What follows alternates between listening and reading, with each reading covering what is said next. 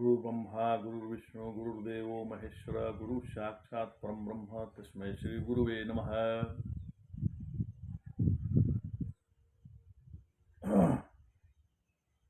ओम नमो ब्रह्म विद्या संप्रदाय कृभ्यो मंत्र ऋषिभ्यो महभ्यो नमो गुरुभ्यः सर्वपल्लवरहितः प्रज्ञानघनः तद्गर्भो ब्रह्मेवामस्मि।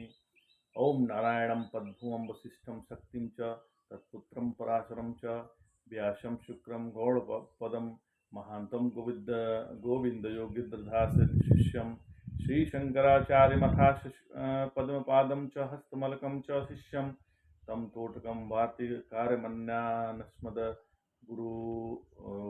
गुरून्नशन्त मारुतोऽस्मि श्रुतिपुराणानामालयं करुणालयं नमामि भगवत्पादं शंकरं लोकशंकरं शंकराचार्यं केशवं बादरायणं सूत्रभाष्यकृतो वन्दे भगवन्तो पुरः ईश्वरो गुरुरात्मेति मूर्तिभेदविभागिने व्योमवद्व्याप्तदेहाय दक्षिणामूर्तये नमः। ओम श्री गुरुवे नमः। हम लोग गीता का प्रथम अध्याय का अध्ययन कर रहे हैं, जिसमें प्रथम अध्याय के 6 श्लोक तक हम लोग कल पाठ किए थे, जिसमें धृष्टकेतुश्चेकितानः काशीराजस्य वीर्यवान् पुरुजित कुंती भोजस्य शस्यस्य नरपुंगव। ये 5वां श्लोक था। और 6वां था युद्धा मनुष्य विक्रांत उत्तमौजाश्च वीर्यवान् सौभद्रो द्रौपदेयाश्च सर्व एव महारथा। यह जो है दुर्योधन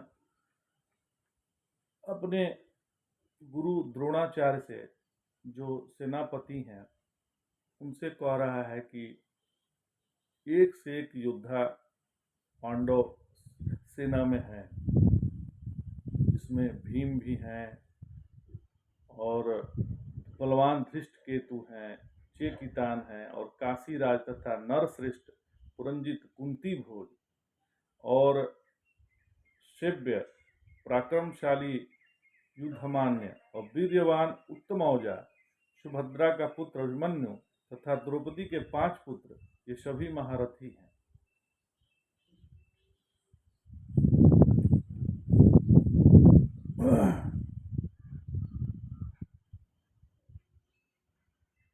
ये अपना डर व्यक्त कर रहा है दुर्योधन अपने सेनापति से। अब थोड़ा ध्यान दीजिएगा, वैसे तो ये द्रोणाचार्य का शिष्य है, लेकिन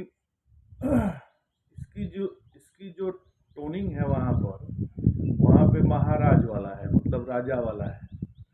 वो ये कह रहा है कि देखिए, आप जो है ठीक है, हम लोग को सिखाए जरूर हैं, लेकिन आप कहीं ऐसा ना हो कि पांडव भी शिष्य हैं तो ये ऐसे मोह में पड़ के आप युद्ध ही न करें, उनको उन पे बाण ही न चलाएं।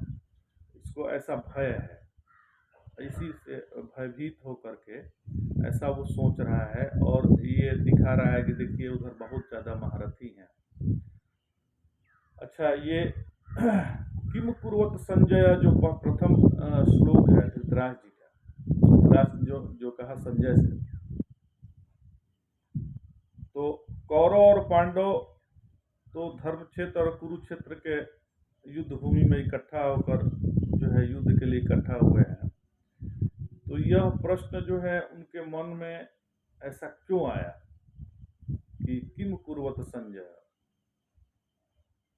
तो इसका कारण जो है, जो टीकाकार हैं, जो स्वामी अखंडानंद सरस्वती जी हैं, या जो अच्छे जो साधक हुए हैं हमारे, जो गीता पे बहुत सुंदर टीका एवं भाष्य भी किए हैं, जैसे उड़िया बाबा हैं, और हमारे श्री गुरुदेव ने भी इस पे बहुत सुंदर भाष्य किया है, टीका किया हुआ है। वैसे भाष्यकार तो सबसे अच्छे शंकराचार्य ही माने जाते हैं। शंकर भाष्य ही सबसे सुंदर भाष्य है। उतना सुंदर तो किसी ने भी उस पे गीता पे अभी तक भाष्य नहीं किया हुआ है।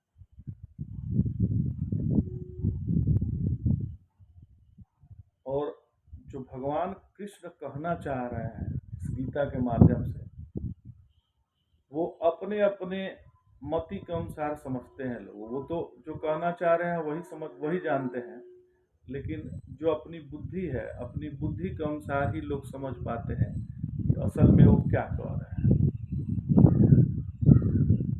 भगवान श्री कृष्ण तो करुणा वरुणालय हैं, और जब उनके हृदय में करुणा की धारा प्रवाहित हुई जीवों का कल्याण करने के लिए ही, तब उसमें सबसे पहला पात्र चुना धृतराष्ट्र को, और धृतराष्ट्र से कहलवाए कि किम कुर्वत संजय।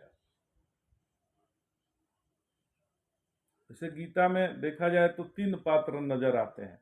एक तो अर्जुन है, दूसरा जो है संजय है, और तीसरा है धृतराष्ट्र। भगवान तो कह ही रहे हैं, चौथे तो वो भी हैं, लेकिन ये 3 मुख्य हैं जो श्रोतागण में है। प्रथम श्रोतागण में जो मुख्य अर्जुन दिखाई देते हैं, फिर वो संजय दिखाई देते हैं, और धृतराष्ट्र दिखाई देते हैं।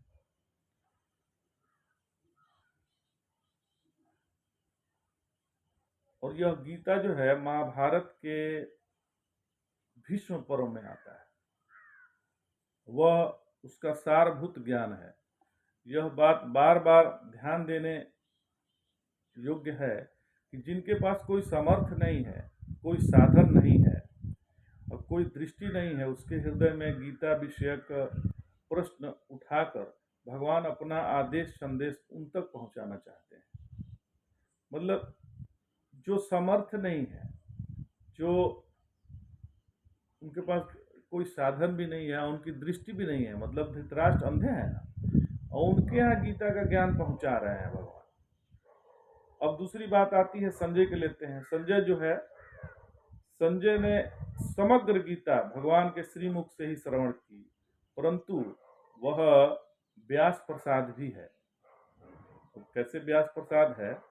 स्वयं संजय का कहना है कि मैंने गीता का गूढ़ ज्ञान तो भगवान के श्रीमुख से प्राप्त किया, किंतु उसमें केवल भगवान का ही प्रश्न नहीं, व्यास प्रसाद भी है। कैसे?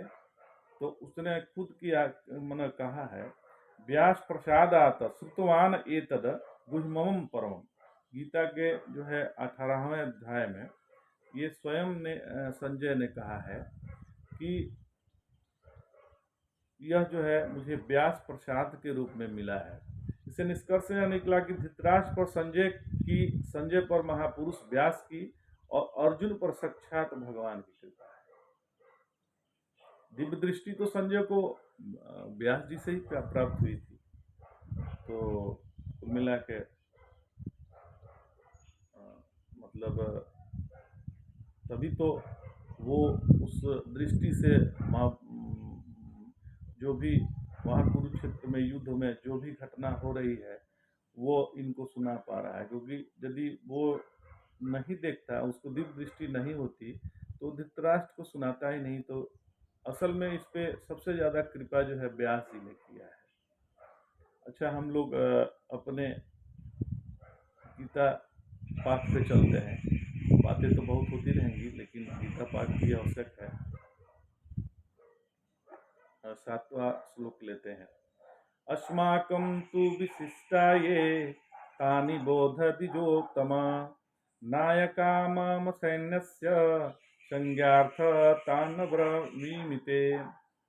विप्र, हमारे पक्ष में तो विशिष्ट वीर हैं। ये दुर्योधन कह रहे हैं अपने गुरु से, हे विप्र, हमारे पक्ष में जो विशिष्ट वीर हैं उन्हें भी आप जान लीजिए। मेरी सेना के जो अधिपति हैं उन्हें आपके परिज्ञान के लिए मैं बताता हूँ।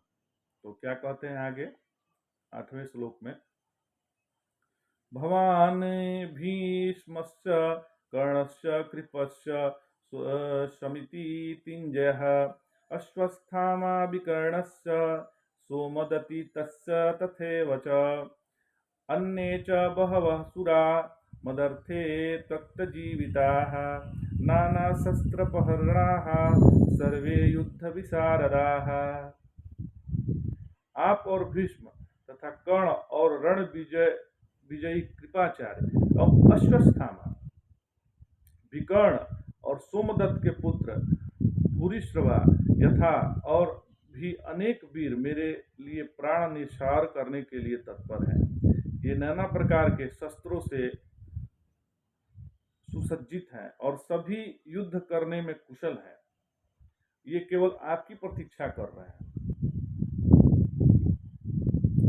मतलब ये कहना चाह रहे हैं कि मेरे पास भी अच्छे अच्छे कुशल योद्धा हैं और वो बस चूंकि आप सेनापति हैं तो आप जैसा आदेश करेंगे वैसा ही वो करेंगे। तो आपके आदेश की प्रतीक्षा कर रहे हैं, जैसे आप आदेश देंगे। ये युद्ध में निपुण है और शस्त्र भी इनके पास बहुत ही शस्त्र से सुसज्जित है, शस्त्रों की कमी नहीं है। तो हम भी किसी से कम नहीं है, पांडवों से किसी पांडवों के सेना से मेरी भी सेना कहीं न कहीं कम नहीं है, उनसे अच्छी ही है, ये दुर्योधन कह रहे हैं। फिर कल हम लोग 3 अध्याय का अध्ययन करेंगे, 3 श्लोक का अध्ययन करेंगे, क्षमा चाहते हैं। जय शंकर।